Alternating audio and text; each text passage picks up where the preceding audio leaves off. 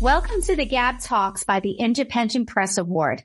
I'm your hostess, Gabby Olzak. To participate in the 2024 Book Award competitions, please visit independentpressaward.com and NewYorkCityBigBookAward.com. Thanks for joining us today as we chat with Beth Ann Hooper, author of The Roots That Clutch. She was the winner of the 2024 Independent Press Award for book cover design and a distinguished favorite in world literature. Beth is an American-born bilingual author, ghostwriter, poet, producer, and documentarian with 25 years of experience in international business communications. She is the founder of Tower of Babel Communications and Publications. In addition to the Independent Press Awards and many accolades for the print version, The Roots That Clutch was awarded Best International Short in the Swedish International Film Festival. Beth is also the producer of the award-winning documentary In the Interest of the Child. The Roots That Clutch is Beth's debut novel. She joins us today from New Hampshire, where she recently relocated after a lengthy residency in the Netherlands. Congratulations, Beth, and welcome to the GAB Talks. Thank you. It's good to be here. So good to have you. So, Beth, before we get started and delve into The Roots That Clutch, I just want to clarify for our listeners and our viewers that The Roots That Clutch spans 21 years. It takes place in universities and manuscript libraries throughout Europe and the United States. It's very interesting because it's based on a true story, though you tell the story through the experiences of your literary persona, Jane. So, Beth, explain to us why you chose this particular literary style and how it relates to the premise and the theme of The Roots That Clutch. Okay, well, I'll hold up the book just so that everyone can see it. Fantastic. The reason I chose a persona was for two reasons. One, for legal reasons. I'm obviously dealing with quite some important figures in literary history. And all my attorney friends said, write it as fiction because then no one can sue you. That's one reason. Okay. And because I was in corporate communications for years and dealt with attorneys on a daily basis, I knew I had to look into this before ever publishing. So I did. Also, but for artistic reasons as well, it's very hard. You have this true story, but you have to fictionalize it. For personal reasons as well, I sort of had to take on the guise of a ghostwriter, as I do for many of the executives I've written for, because it was very, I guess, as a Westerner, and this is why my partner who was Turkish was so important to my artistic development as well, with his Eastern view of things. It's very hard to accept that your life was determined before you were born. Now, when you come from the East, that's just a given. Mm-hmm. People accept it. They celebrate it. You celebrate your destiny, your predestination. And whereas in the West, we sort of see it as a death sentence when we realize we have no control over our lives. So using a persona was a way to kind of mitigate that demon that I still had to deal with as a Westerner. Now, the other thing that really irked me from the time I was in secondary school, because I went overseas when I was 16 as an AFS student. I only did high school in the U.S. up until sophomore year. And then my junior year, I went over as an AFS student. And I loved being overseas so much, I convinced my parents to let me stay and do an international baccalaureate for another 2 years. So I could study either in Europe or in the U.S. because an international baccalaureate is accepted everywhere in the world to enter a university. And we studied Joyce. And what irked me immensely, I remember that distinctively as a student, is that there was no portrait of the artist as a young woman. So once I had gone through everything I had gone through and made this discovery during my PhD, I realized here it is. These are the obstacles you have to go through as a young woman to become an artist, to become a poet, to become a writer. And they are obviously very different than what Joyce had to go through. Now, I know it's very lofty and probably presumptuous to compare myself to Joyce, but why not? Well, you are a poet. Yeah. You have your poetry is in your book. So Beth, share with our readers and our listeners rather, and our viewers, what is the theme of The Roots That Clutch, and give us a snapshot of the story. The basic theme is this. As I said, it's a portrait of the artist as a young woman. And just like Joyce, I used a persona. But during my PhD on T.S. Eliot and Ezra Pound, and basically the objective of my PhD was because I had a hunch that he was not as original as everyone had assumed. I basically had the same distrust of him that William Carlos Williams had. Now, I had not looked into William Carlos Williams at all, because what you often do as a PhD student is you become myopically focused on the poets you are looking at. And that was T.S. Eliot and Ezra Pound. What I found out during the course of my PhD is that my grandmother had an affair with William Carlos Williams. For our listeners that don't know, William Carlos Williams was a modernist poet. And he was actually, Pound was, I would say, a mentor of sorts of his. Yes, Pound mentored both Eliot and Williams. Williams and Pound were at Penn together. Yeah. And unlike Eliot and Pound, Williams was not an expat. He stayed in the United States, where yes, Ezra Pound and T.S. Eliot both became expats. T.S. Eliot practically became British. He became a naturalized British citizen. That's correct. So in this story, Beth, Jane, your literary persona and your story, it's spanning 21 years as she's researching her PhD.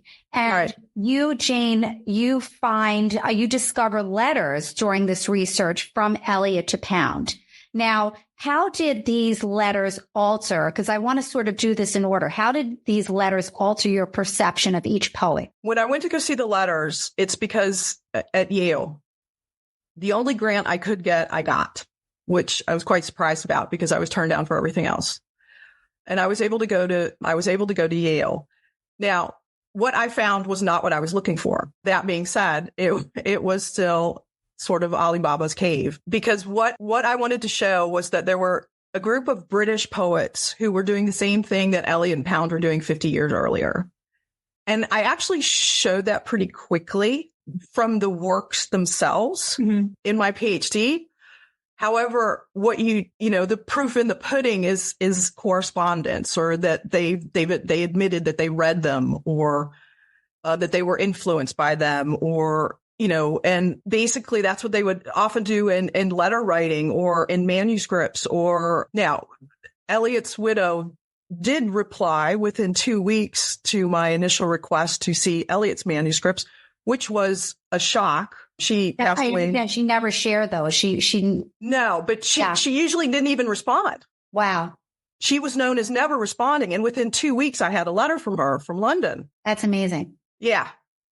But it's also, she knew I was onto something. Mm-hmm. And because she refused to publish the letters after 1922 for years, much to the dismay of many scholars. And it also raised a few questions. Again, but because Faber and Faber is so powerful, this is a publisher, unlike publishers in the rest of the world. They have, and especially Eliot and his estate, they have just a legal arsenal that is just unheard of, because they earn so much money off of Cats, the royalties of Cats, the worldwide musical hit. Oh, right. Of course. Yeah. Yeah.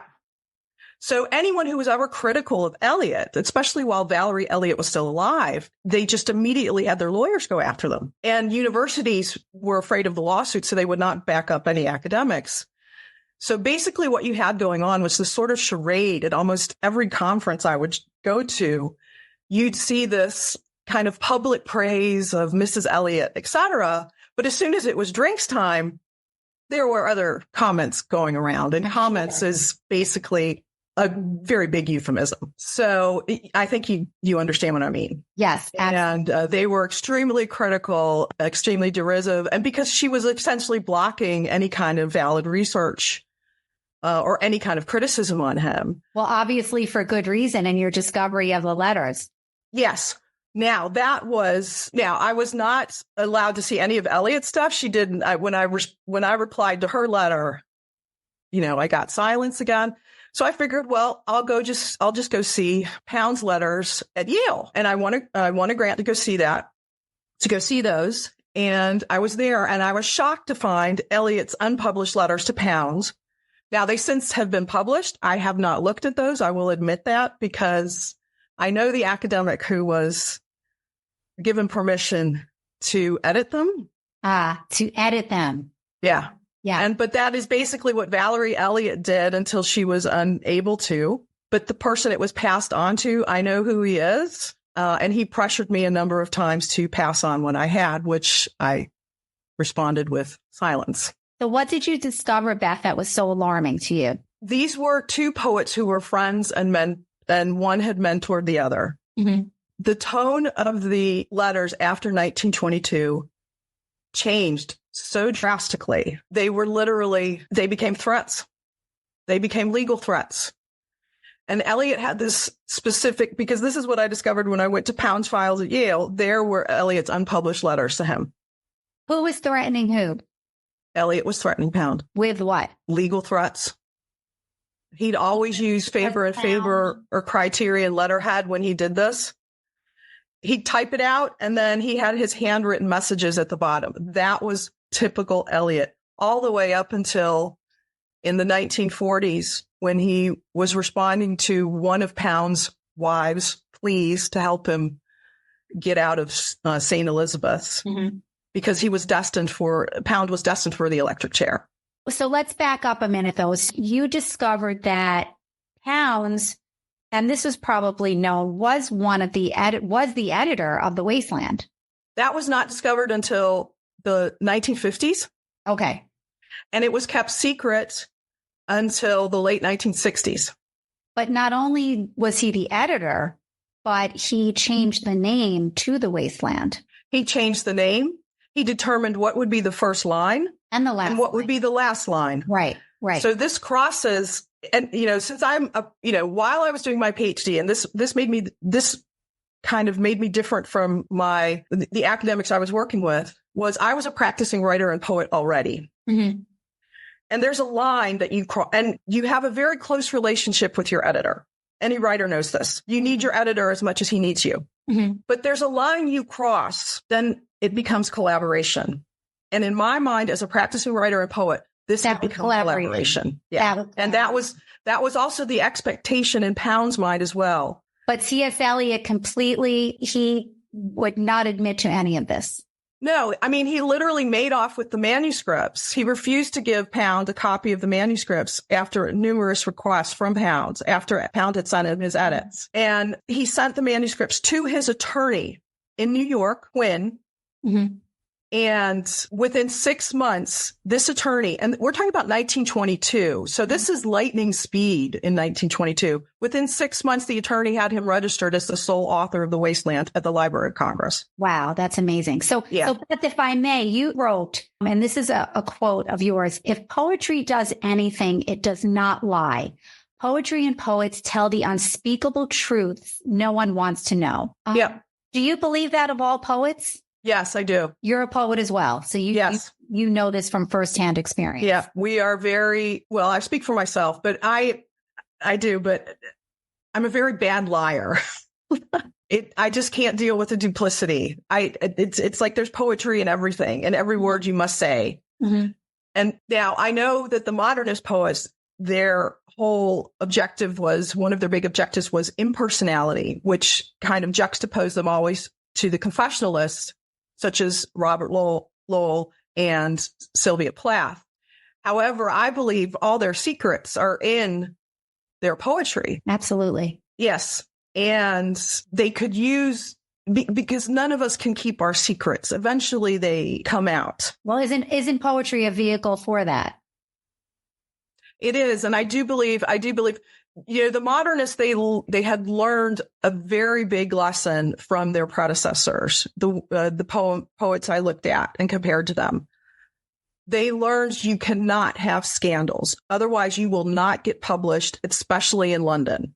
Right. Well, T.S. Eliot made that his mission to become almost so British that he was so close to the British publishers. He didn't want to be alienated by them because completely. He pandered to the British. Yeah. Exactly.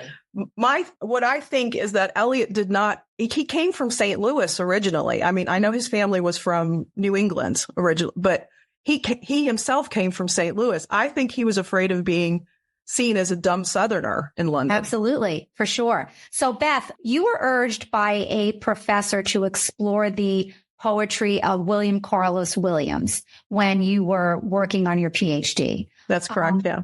And What did your mom tell you? You alluded to it in the beginning of our interview. What did your mom tell you that changed the trajectory of your research? When I was doing my master's, well, I had a few clues. And from what I understand, people with similar histories had the same thing. You have sort of these inklings during your whole life that you think, hey, that's kind of strange. Why did nobody say anything? Mm-hmm. The first one was when I was sitting in class, literally in Leiden, and I had just taken this class to kind of get out of the house while I was finishing up my master's. And it was on American poetry, modern American poetry. And I read in the anthology that William Carlos Williams had been a doctor in Rutherford, New Jersey. And I was so shocked, I literally had to leave the class. He was, in fact, a pediatrician. Yeah. And when I finished my master's, I called my mom and she was going to come over for my graduation. And she just asked me, because I had never really talked about my master's with my mom. She had just asked me, what is it about? And I just said, oh, it's about poets. And she said, oh, your dad was delivered by a poet, William Carlos Williams or something. And I was just, wow. And I was like, oh, and because I knew what was coming as soon as she said, oh, your dad. Because when I spent some time in Paris, because after I did my international baccalaureate, I actually wanted to study in France. So during the summer, I would take French courses at the Sorbonne. And one of the woman I rented my room from, she had met Camus. And everybody told me, when you meet her, that's the first thing she's going to tell you, because that's what she tells everyone. Okay, well, I think I would too. Yeah, exactly. But why did nobody tell me this? Yeah. This is wrong. Yeah. And this is the whole thing about family secrets. And this is one reason I decided when I come back, I'm coming to New England, because I have this whole family history on my father's side that I know nothing about. You want to uncover more secrets. Yeah. The good things are kept quiet as well. I know. My father's family established Nantucket. I knew nothing about this. Okay, so I've heard this from strangers. Let's get the plot thickened. So you learned this, and then you visited with your dad and your uncle. You actually asked your dad to look at your PhD, to read it for you. Right. And he gave you a family heirloom. It was a copy of William's autobiography, which was inscribed to your grandmother. Yes. Doris Hooper. And it read Doris Hooper for old time's sake, dated April 1st, 1952. Second bombshell. So then, okay, how did that all connect? How that started was there had been such a row at the University of Leiden about my PhD that literally my PhD supervisor quit, and we transferred my PhD to Louvain. And when we had our first meeting, I was really looking forward to this because by this time I was in the midst of a very acrimonious divorce with my ex-husband. And I wanted to start off the meeting on a light note. And I knew that my PhD supervisor, he loved trivia. So I just started off and I said, oh, did I ever tell you who delivered my dad? It was William Carlos Williams. And I was so looking forward to this meeting because I really wanted a break from, all the nightmare of my divorce, et cetera. And he just stood up. He went completely pale. And he was usually this very jovial person. He told me to sit down and he said 3 times, you need to look into your DNA and you have to do this before you defend. And because I had never looked into William Carlos Williams beyond him being a doctor in Rutherford. Well, there goes my wonderful meeting. Yeah. And then he went on to tell me that he had been a womanizer. He had had numerous affairs. And I had worked with my PhD supervisor for years. And he's definitely one of my guardian angels, no doubt. And that he would go so far to still defend me in my work was really important because we faced so many obstacles at that time.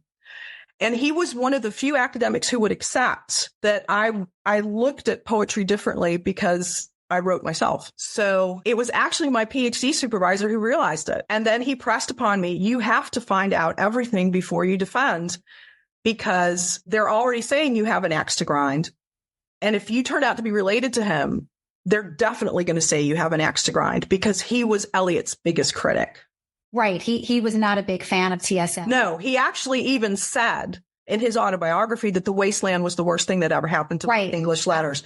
I am convinced he knew what had happened between him and Pound. Between Pounds and Eliot. Yeah, because he remained loyal to Pounds. Right. Even after Pound was incarcerated at St. Elizabeth's, he visited him as a doctor to check up on him. Yeah. There are pictures of them that were taken right before both of their deaths of old men. But what did the inscription lead you to? You discovered something that gave you a little bit more proof and foundation to your beliefs.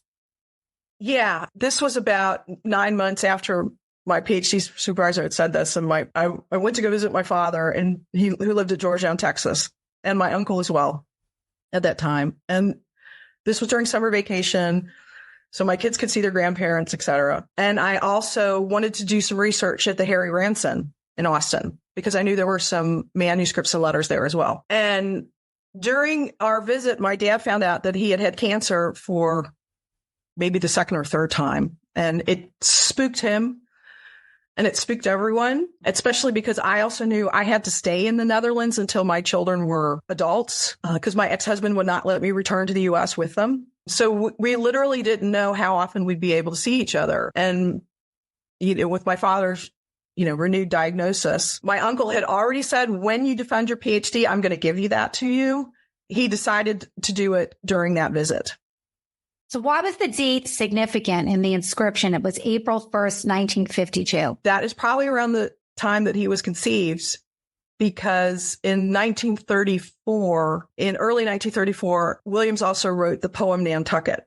Okay. And how does that relate to your grandmother, Doris? My grandmother was from Nantucket. As I stated before, her family basically founded Nantucket. Oh, I have goosebumps.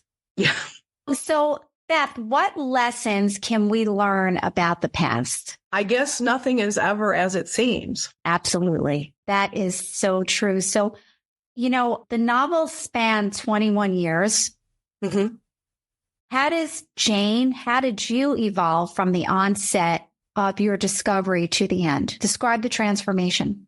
Well, it explained a lot of things to me. My father, before he became a lobbyist, actually wrote for the Miami Herald. And it's literally on my birth certificate that his profession was writer.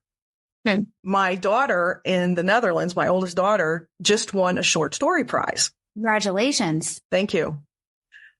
And it's funny because whether I talk about my father or I talk about my daughter, people all say it's in the blood. It is, though, isn't it? Yeah, exactly. Now you know for sure. Right. And what's also interesting is when I started writing poetry at a very young age. And that's around the same time that the relationship between me and my father really started breaking apart. He started to push me to journalism, write for the school newspaper or whatever. And I never realized how threatening that poetry was to him until now. Now, did your dad know about Williams? Did he know that he delivered him? Did he know about the relationship with your grandma? He knew that he delivered him. And my father and we went after I was given the book. I really couldn't talk about it for a year. And so after a year, I contacted my PhD supervisor and I told him what had happened. Mm-hmm. And he said, you have to find out more. So basically I had to pressurize my father to tell me basically the secret, because also it was my uncle who gave me the book. It was not my father. Mm-hmm. And I don't know whether they spoke about this beforehand, mm-hmm. but this is the tragedy sort of, and people say now, well, I mean, isn't that wonderful? And isn't that amazing? Shouldn't he be proud of it? People don't understand. If you were not fathered by the father you thought your father was, this ruined lives. This ruined careers. You don't know who you are. No. Yeah. Well, that too. But, we're talking about, the 30s, 40s, 50s, even 60s, 70s, 80s. You can't let things like this get out. No, absolutely. And, now in our age where we talk about everything and, nothing is sacred anymore. There's no discretion. It's people don't understand that. Now I'm one generation removed, so it's easier for me. Obviously, I still have a lot to work out. I still had a lot to work out because I had to literally rewrite my own history for myself and my own identity. And I had to do that in a foreign country where I had no points of reference. Mm-hmm. So literally here I am walking around with this big story and I'm in a country where it has no reference for anyone else. It has no relevance because these weren't Dutch poets. These were American poets. Exactly. Well, how has academia here in the United States receive this? I don't know, because since I've decided not to pursue my PhD because I realized this story was much bigger than academia, I've stayed away from academic circles. Okay. So, and I've actually been advised to continue doing so. What is the significance, Beth, of the title, The Roots That Clutch? The Roots That Clutch is literally a line from the wasteland. And what does it signify? It signifies that basically it is in the blood. Whatever we do, no matter everything we try to conceal, it eventually will come out. And it usually comes out in the children.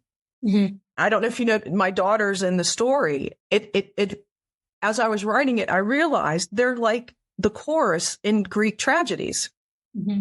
They see everything. They observe everything. They say nothing, but once in a while some commentary might come out. Now, I use that usually in poetry, in poems within the book as sort of the chorus. And this was the sense I had as a child growing up too. I knew something was wrong. Something didn't fit. And until my father and I took that trip to Rutherford and at the William Carlos Williams Center, and this is really hard for me.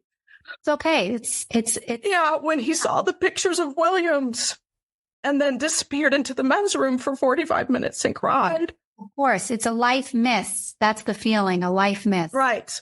Yeah. But you also realize that he had his whole life. You have entire lives are built around these family secrets. And then just in an instant, it all collapses. And your entire life is built around this too. My father had many demons, and it explained everything to me. So this is why. There's a lot of questions. Right. Yeah. And I do, though my father and I had a very fraught relationship, two writers in one family is seldom paradise. That's just the reality of it. But I still have compassion for what he went through as one human being to another, and to have to have your whole life as theater, to not be the real person you are.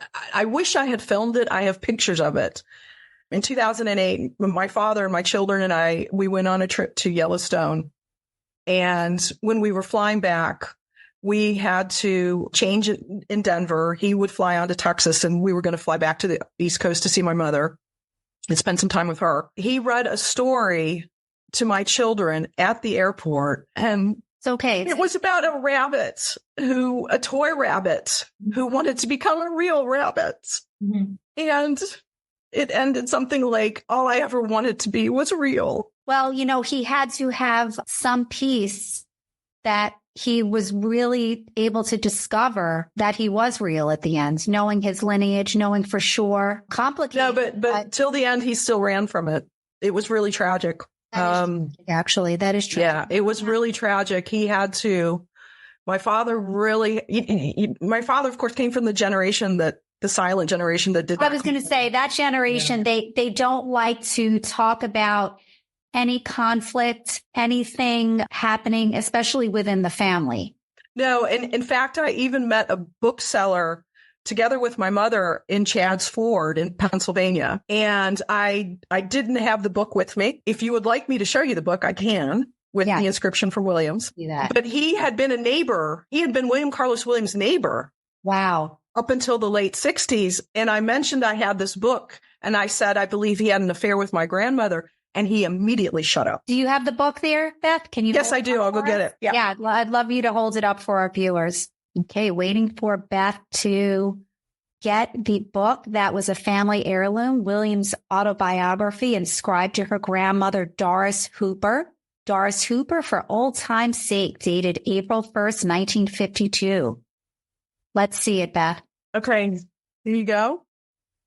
Still in the saran wrap that my uncle had it in. Autobiography. Wow. Yeah, it was the first edition. So I assume he saved it for her. And there it is. Wow. That's amazing. Yeah. I think what's interesting is, because when you sign books, you usually don't date them. But of course, doctors date everything. So I'm wondering if, was that the date that he was possibly conceived, because it would correspond with his birth date, which was January 3rd.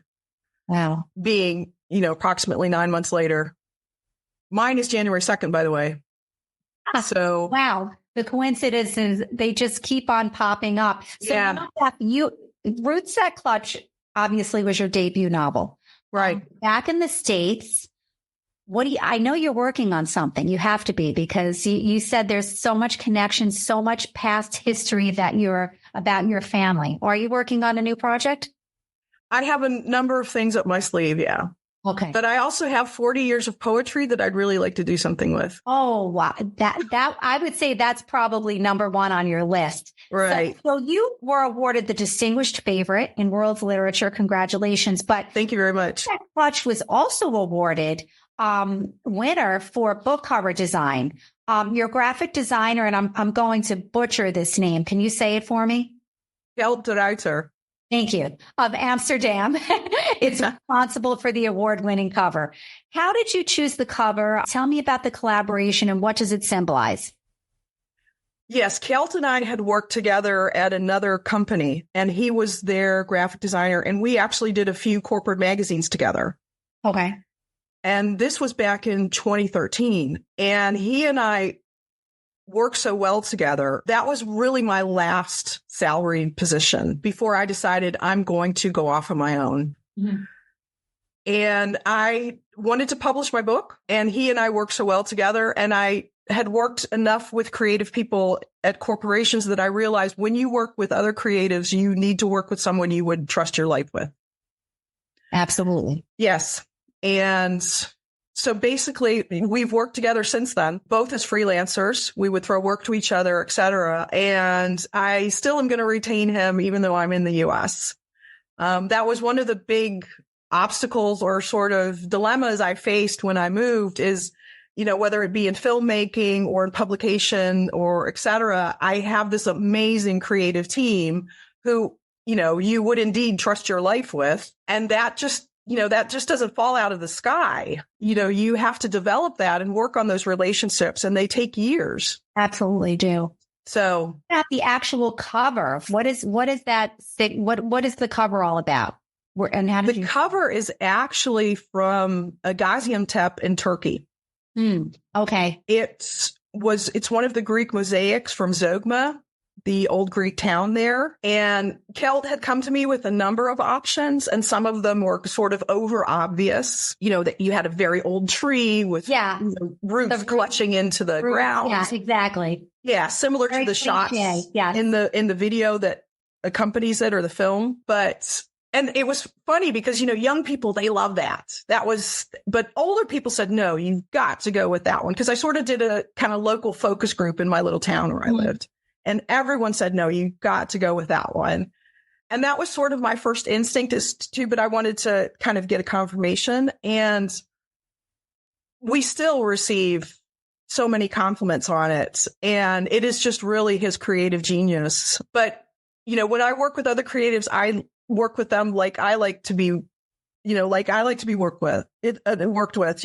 You need to give me that space, give me that creative space, and I can work magic for you. And that's how I try to work, how I like to work with other creatives as well. Give them that space and they will work magic for you. And then, your magic will work with theirs. It was and it becomes something even better. Yeah, it was a fantastic collaboration. It's a terrific cover.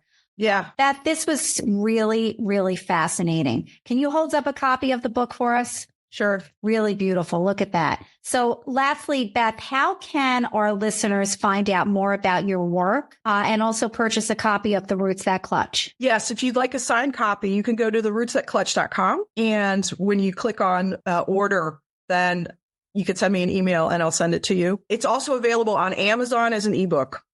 Excellent.